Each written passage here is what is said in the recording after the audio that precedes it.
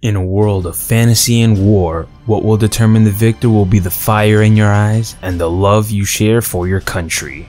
Valkyria Chronicles is a tactical role-playing game developed and published by Sega for the PlayStation 3 in 2008, ported to the PC in 2014, and remastered for the PlayStation 4 in 2016.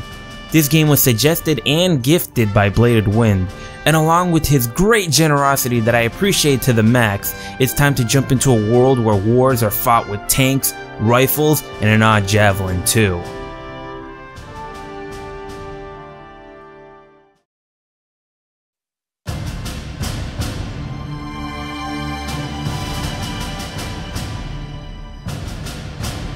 The year was 1935 EC. Two powers controlled the continent. In the east, the sun rose over the autocratic East European Imperial Alliance, otherwise known as the Empire. In the west, a network of loosely allied democracies formed the Atlantic Federation. Both powers depended on a precious mineral ragnite for their survival, and its growing scarcity led to the inevitable war.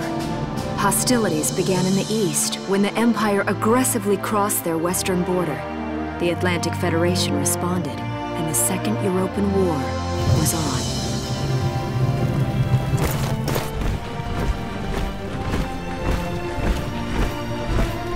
The Empire, with its vast military superiority, struck hard, gaining ground in early victories and putting the Federation on the defensive. Emboldened by their progress and momentum, the Empire set their sights beyond the borders of the Federation. In neighboring Gallia, a peaceful principality along the sea, they found their next victim. Gallia had long maintained its neutrality in the tensions between the two superpowers. But the rich stores of ragnite under the Gallian soil proved too tempting for the Empire. It amassed troops along the eastern border and invaded with all the force of an avalanche. The story of Valkyria Chronicles surrounds Welkin Gunther, son of the country's hero General Belgen Gunther, as he is thrown into battle against the Imperial army with the help of Alicia Melchiot. Now he must do what he can to survive, as well as assist the army against this great threat that destroys around him. Valkyria Chronicles will run you about 32 hours to beat and around 60 hours to complete, which sounds like a good amount of time for a tactical role-playing game to last and worth the price of admission. Valkyria Chronicles gives us an interesting story with a unique twist of combining industrial warfare with fantasy elements, so let's see how the graphics of such a world stack up. The graphic for Valkyria Chronicles is in such a strange anime cel-shade style, but it's really appealing in how the artwork sometimes fades to a sketch style as well. The designs for the characters and the military tools used against your foes are well done in my opinion, and the fantasy elements that come later in the game give the game more pop to keep things fresh and interesting. It almost feels like you're playing a 3D manga at this point, so it really does have a certain charm to it that I admire. Valkyria Chronicles delivers on a unique and interesting art style, so do you think the music fares the same? The music for Valkyria Chronicles is beautifully orchestrated and well done in my opinion. The music really helps with the themes of tactical warfare, and sometimes I get a Final Fantasy Tactics vibe from the music. Ready to go.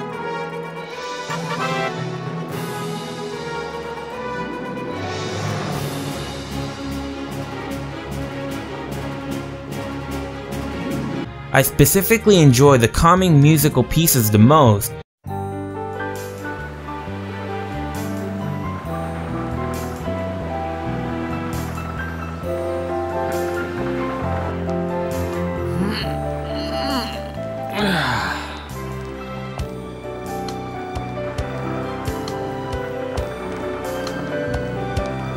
Seeing that old mill spinning again really makes it feel like home sweet home. But the enemy phase music and the boss phase music really help deliver an intensifying experience during your battle.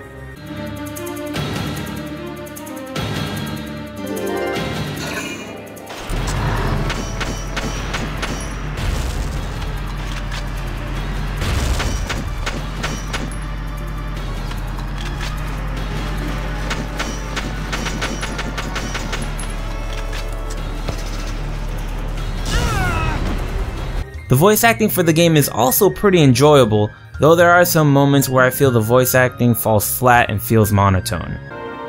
We'll survive. The town watch will guard and protect the home front. Everyone will come back someday. They'll come back when it's safe again, right? So, Welkin, I'm curious. Are you gonna join the army like your father? Valkyria Chronicles delivers on beautifully heard audio full of nice music and well-casted voice acting.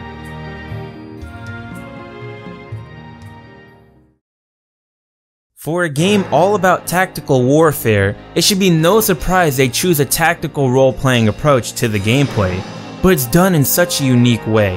For instance, you start your phase with an overview of your map, where you select your character to begin their turn. Using command points, you select a character and begin the action mode. In this mode, your character has AP and a bar that slowly drains as you move. No tiles to move in this game, just freedom to move in any direction so long as you have enough AP for the movement. As soon as you find your desired target, jump into target mode and unload your fury upon your enemies.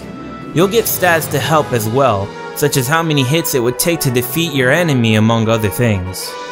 The neat thing is that you're allowed to use command points on the same character after they've already had a turn, giving you more opportunities to attack and position certain units for a tactical advantage. Which reminds me, the environments in this game really do factor in how effective you are in combat, such as snipers taking high ground and tanks being able to destroy walls and even cover. Combine this with the roles you have in the game like shock troopers, lancers, and snipers among other roles, and you'll dominate the war zone. Valkyria Chronicles can be enjoyable once you get the beat of things, and its unique gameplay sets it apart from the rest.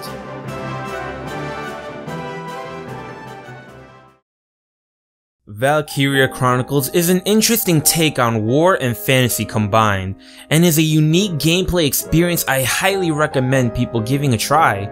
It's an odd series that shifted to the PSP and went back to the home console for PS4 in their sequels, but from what I hear, the last transition didn't work out too well. I still believe a game like this is worthy of your time, if just to experience a unique story with some interesting characters to boot. Thank you guys for another fantastic episode of UnderRadar, and I'll see you on the next one.